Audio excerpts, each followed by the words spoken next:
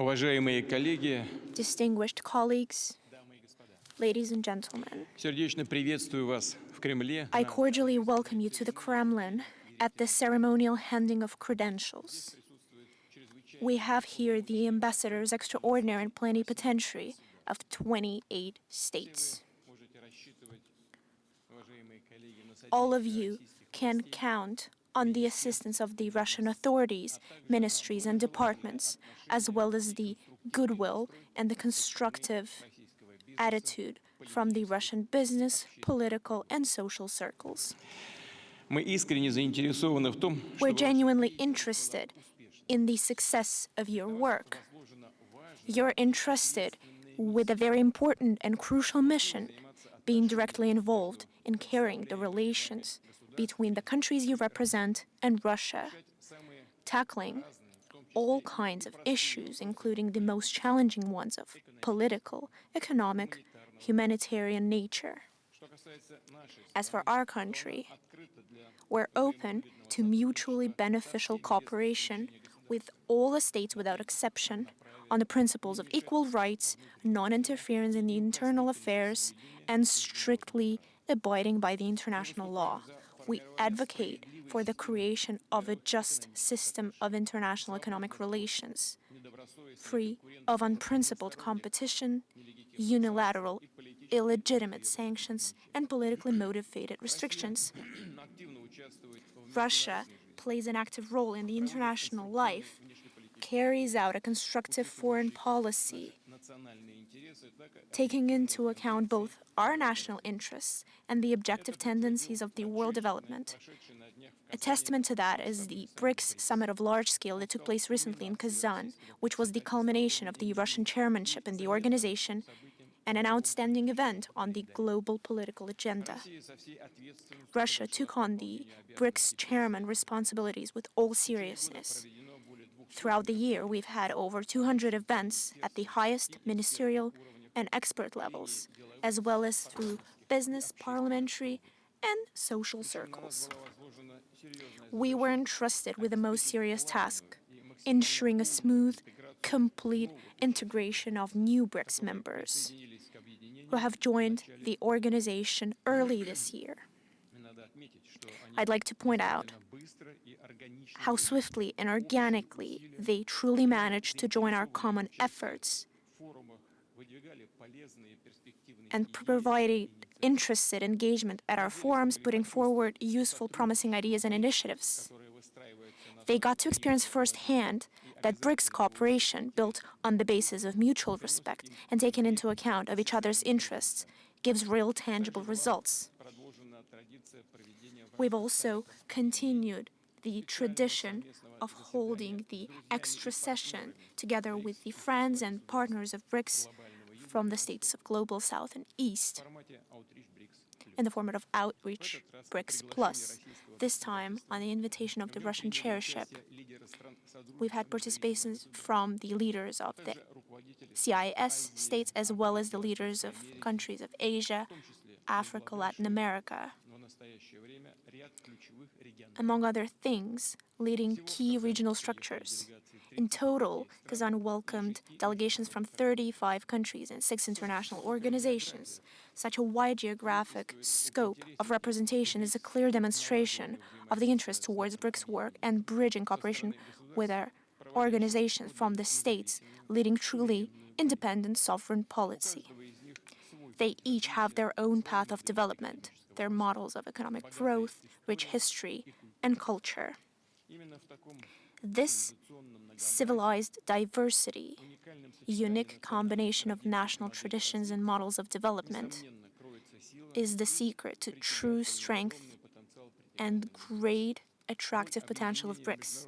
The role of the organization in international affairs, its reputation, continue to strengthen. The strategic vision of the BRICS participants, of the future of the multipolar world that responds to aspirations of countries of the global majority, has been stated in the adopted Kazan Declaration at the end of the summit. A tangible result of the Kazan summit was the establishment of a new category, partner states of BRICS. We've also agreed on the list of potential countries, candidates, who the Russian chairship will send an invitation to. After we receive a positive response, these countries will receive the status of the BRICS partner.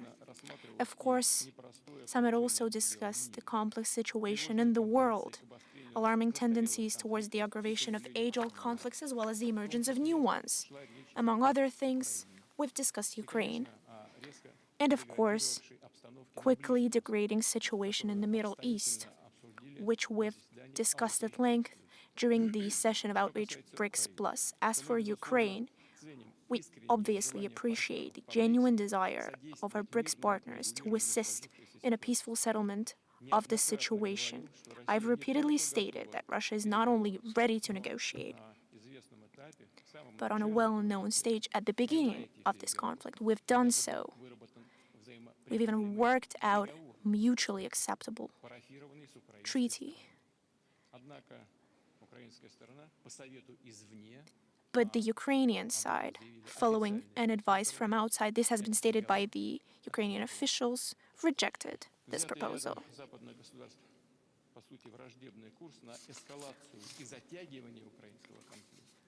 The several Western states pursuing a hostile policy towards escalation and prolongation of Ukrainian conflict, thus trying to impose a strategic defeat of our country, is a mistake. These phantom expectations can only come from those who doesn't know or refuses to know the history of Russia, doesn't take into account the unity, the fortitude, and solidarity of the Russian people.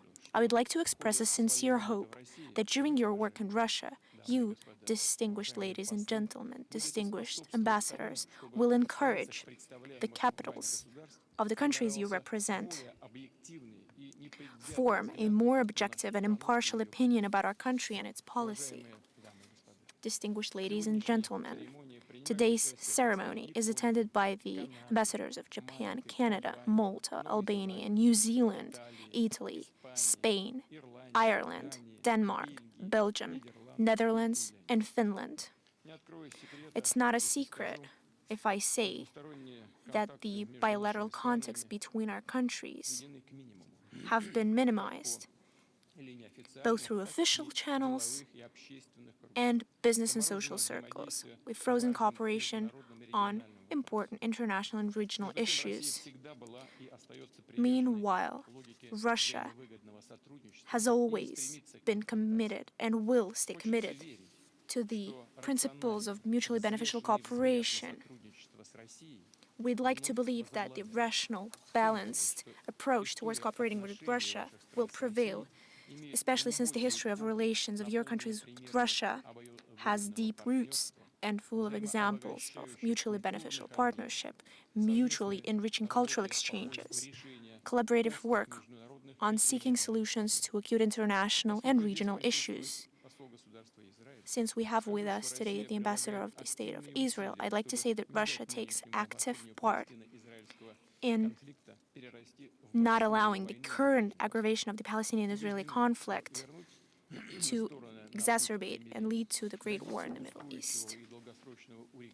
We're convinced that bringing sides towards reconciliation and reaching stable, long-term settlement is only by following the international legal form and by releasing the two-state formula that has been confirmed and adopted within the UN Security Council and the General Assembly.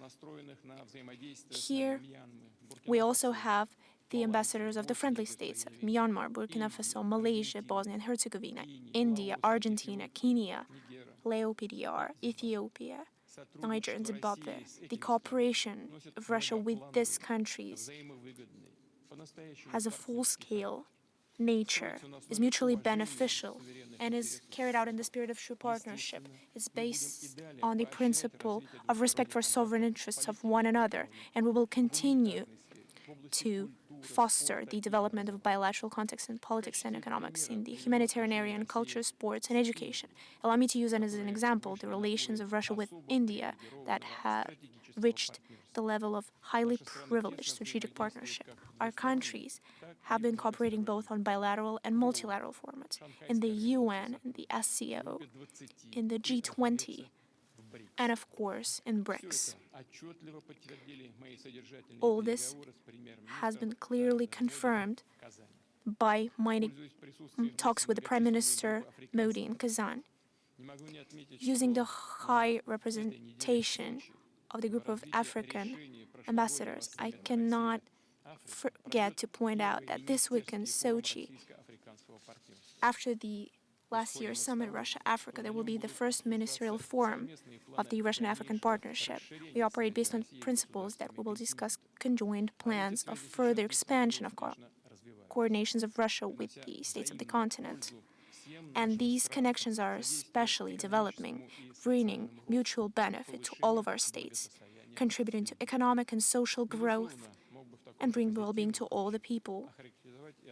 I can also speak in the same positive key about the relations of each of the friendly states represented here from Asia and Latin America. And of course, I'm happy to see here the ambassadors of Belarus, Kyrgyzia, Armenia, and Azerbaijan. These states are our closest neighbors, our greatest friends, our natural strategic partners, and allies of Russia. We've seen their leaders just recently in October in Moscow during the CIS summit. And following the tradition, we will reconvene at the end of December to sum up the results of the year and make new plans. In 2025, together, we will celebrate the 80th anniversary of the victory in the Great Patriotic War, contribution to which was brought by the nations of all the peoples of the Commonwealth. Addressing the ambassador of Belarus, I would like to point out that recently the friendly, brotherly relations between Russia and Belarus have intensified, and December marks 25 years since the creation of the Allied State, and Minsk will hold the meeting of the highest state council of the state. Allow me to take this opportunity and wish the Belarus people all the success of hosting the presidential elections planned for January of next year. Together with Kyrgyz, we've recently celebrated 100 years of creation Kara-Kyrgyz Autonomous Region. Back then, we've started the consolidation of the Kyrgyz nation, forming its territorial, cultural identity within a united administrative entity, and then a creation of sovereign, independent Kyrgyz state, who we share truly allied relationship with. It's in this spirit that we continue to build our cooperation with Armenia and Azerbaijan. We've done and continue to do everything to normalize the Azerbaijani-Armenian relations, to ensure stable peace in the Caucasus region. We will continue to provide all efforts in order to work out a peaceful agreement to delimitate the state border and unblock the economic and transport connections within the trilateral agreements at the highest level from 2020-2022. I cannot forget to mention the satisfaction that the leaders of Azerbaijan and Armenia used the forum of the BRICS summit in Kazan and had a fruitful talk on the principal issues towards achieving durable peace and interstate agreement in the region. Distinguished ladies and gentlemen, at the end, I would like to wish all of you the great success in your professional work in carrying out such an important diplomatic mission. I hope that your stay and work in Russia will leave the greatest imprint and memories. I wish you all of the best, and I thank you for your attention. All the success to your work. Thank you very much, and goodbye.